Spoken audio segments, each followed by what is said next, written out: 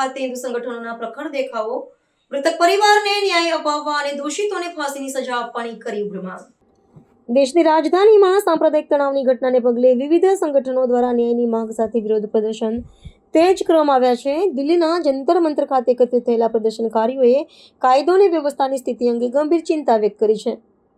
દિલ્હીના ઉત્તમનગર વિસ્તારમાં હોળીના તહેવારો દરમિયાન એક યુવકની હત્યાની દુર્ભાગ્યપૂર્ણ ઘટનાના વિરોધમાં હિન્દુ સંગઠનો દ્વારા જંતર મંતર ખાતે ઉગ્ર દેખાવો કરવામાં આવ્યો છે।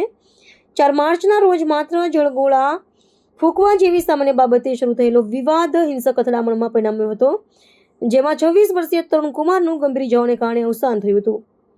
વિશ્વ હિન્દુ પરિષદ અને બજરંગ દળ જેવા સંગઠનોએ આ ઘટનાને પૂર્વાયોજિત કાવતરું ગણાવીને દોષિતો સામે કડક કાર્યવાહીની માંગ કરી છે।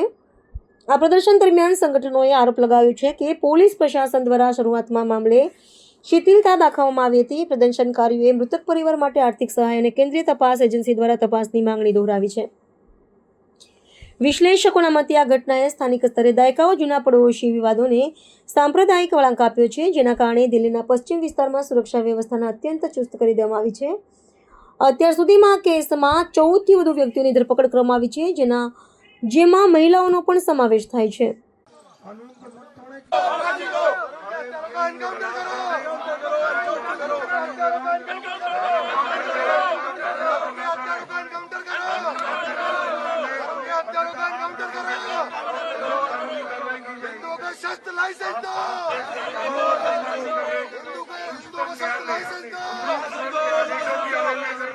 परिवार को मुआवजा दो, उनके परिवार को सरकारी नौकरी दो,